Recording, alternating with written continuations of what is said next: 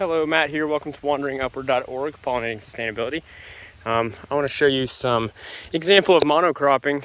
This is a place here in just north of Gainesville that I'm passing, riding up to Finca McCall, a permaculture farm up in Brooker, Florida. So this field is pretty expansive, and what you notice here, this is actually going on both sides of the road, is a lot of uncovered dirt in rows with a lot of plants, a lot of biomass.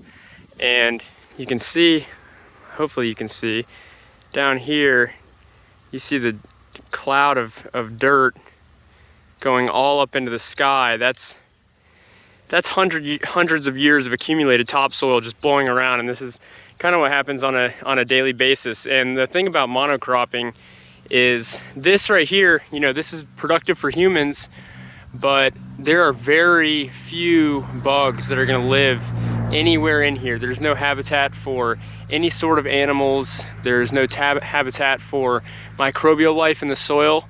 If you have soil like this uncovered and directly exposed to the sun, any life that's living in it is going to die. And it's going to, the carbon and the nitrogen that is stored in the soil. This was what used to be here, this thick forest, which has probably a really nice few inch deep layer of topsoil. All that is going to be completely gone, and there's no way that you can grow this food like this without large amounts of fertilizer. And the thing about fertilizers is the elements, the minerals, and the nitrogen inside of fertilizers are very water soluble, and a large percentage of them go directly into the groundwater and increase the nitrate levels in the water system, which is toxic. It kills fish. When it comes out of the aquifers, it produces algae blooms. So this is a very destructive system, but what you see is large amounts of food, and to be able to produce this in a permaculture system, in order to replace this field, it's just, if permaculture systems, you really have to harvest a lot of the stuff by hand. The advantage to this is they go through with these tractors and make these long rows, and then they have machines or people to walk down these rows and harvest, and it's really hard to replicate that in any kind of permaculture system. So we have to change the way that we look at food, and we have to start growing our own food, because to produce this much food is going to be very costly in a system that doesn't degrade the earth. And I don't know how long he's been farming this land, but if the soil isn't completely depleted already, it's going to be soon.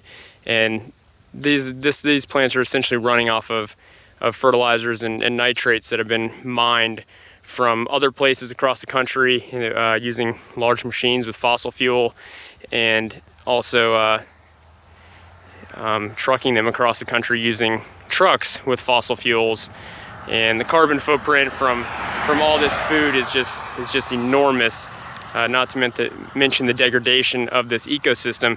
And the one thing that isn't thought about much is, as soon as this farmland, for whatever reason, stops being farmed and they stop dumping these fertilizers onto this land, this is going to be a huge desert, because there's no life living here. So this is what creates dust bowl areas in the Northwest, and it'll just be a giant patch of dead ground until these nitrogen fixing pioneer species start popping up on here, and just through hundreds of years, eventually it'll turn back into a forest. But that takes a long time.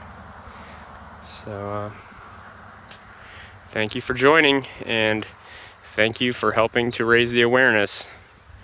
See you guys.